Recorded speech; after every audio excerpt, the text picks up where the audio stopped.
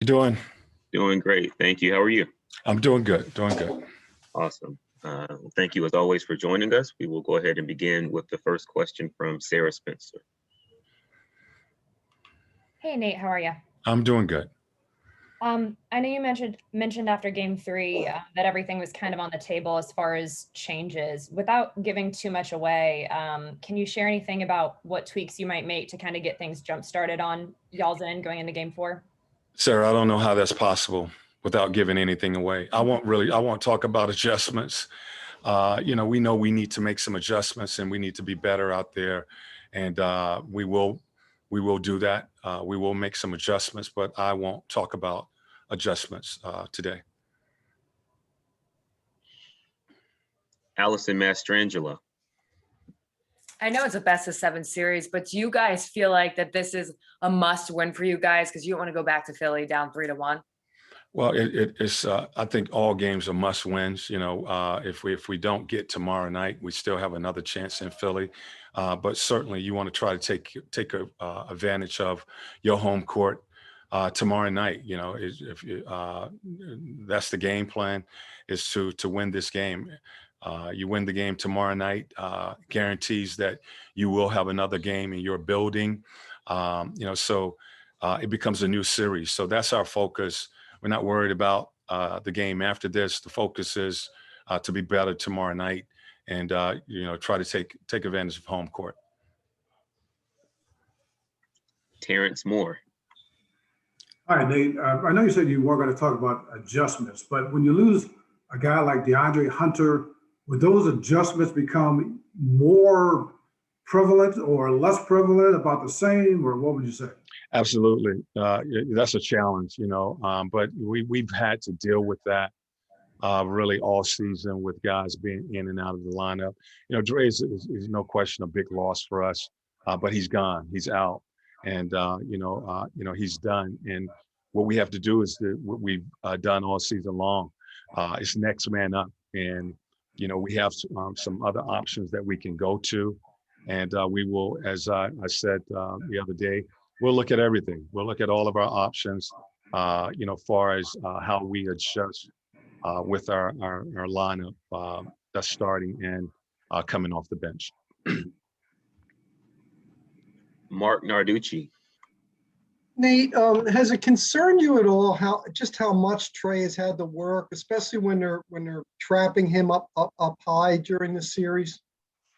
Well, what they've done is they've basically put a bigger defender on Trae, and and that's they're starting out with Ben on Trae. I mean, Trae has had to work hard really this entire season.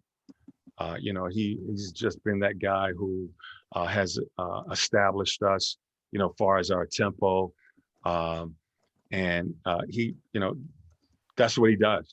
He's probably the guy, or I wouldn't even say probably, he is the guy that starts our action mostly on the offensive end of the floor. So I don't think is how hard he has to work. It's not like they're pressuring him up on the floor. I think he's seen more aggressive defensive strategies against him. Basically, they put a bigger guard on him, and they're containing him. They're trying to keep him in front and not allow him to get into the paint. So I think he's had to go against even more aggressive defenders than what he's seen in the last two games. Thank you. Yep. Charles Odom. Speaking of adjustments, the 76ers obviously now don't have Denny Green for the series. Since that injury occurred so early in the game, did that give you a good feel for how you think they will adjust, and so how you have to prepare for a lineup without Denny Green? Yeah, there's several different ways they could go. Kostimas played a lot more minutes when Danny went out, but Doc will do what's best for his team, as far as starting a group and trying to keep his bench intact. So we know there are several options they could go to, and we just have to be ready for whatever adjustment that they make.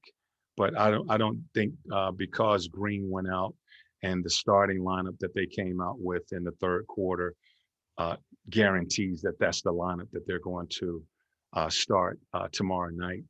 He has a few guards, a few ways he could go, with that starting unit. And, whether he wants to put a shooter out there or put another defender out there, he has that option with his roster. Kevin Chenard. Having gone from a game up in the series to a game down in the series, how do you keep a mental edge? Well, those are things we talked about. This team has never experienced this, and what we have to do is continue to believe. We have to continue to believe that they did what we did. They got the first game in our building. We got the first game in their building, and what we have to do is get tomorrow night's game.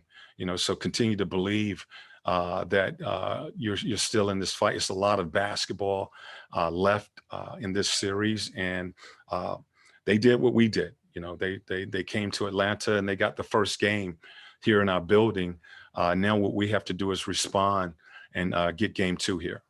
If I could ask a follow-up, is it fair to say that if you have everybody healthy on your roster, the best counter to having a bigger player guard Trae is to have DeAndre Hunter attack somebody who's smaller guarding him? I mean, we don't have it. I know you don't have it. I'm just. We don't have it. Okay. So really to answer that, I can't. Okay. Last two, first from Sarah and then from Davide. Hey, Nate. I know after game 3, you mentioned not being able to get enough stops and then kind of get something easy out in transition. Just what do you want to see from the guys defensively in game 4? Well, again, I think it really starts for us on the defensive end of the floor. We are not stopping them. They're shooting a high percentage. They're very efficient in what they are doing. So defensively, we're not getting those stops. We're not defending the paint as well as we need to. Pretty much those guys are scoring. It's not just Embiid. It's Harris and Seth. Those guys.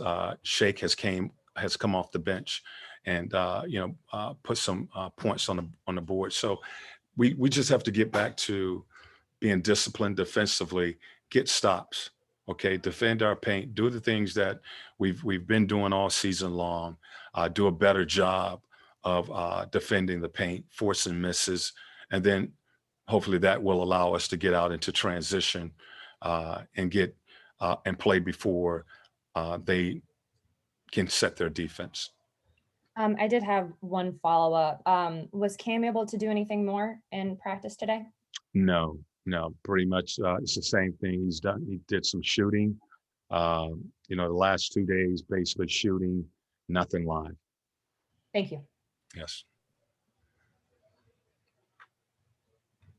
Davide. Hey, Coach. You experimented a little bit in game 3. Among the things you tried is Gallo in a unit with Collins and Capella. What did you see in that front court that might help you going on with this series? Well, that was an opportunity to put more size out on the floor against them. This is a big team. And, as we just mentioned, without Dre being out there, we are a little smaller guarding these guys. And, so you're either going to go small to try to take advantage of your speed or you go bigger to somewhat match up with them. And we played that lineup probably last, 7 or 8 minutes in the fourth quarter. I have never played that lineup, this season, but I wanted to take a look at putting a little bit more size out there. And I think we can go to that. It didn't look bad, but that's an option. Thank you, Coach. All right, thank you.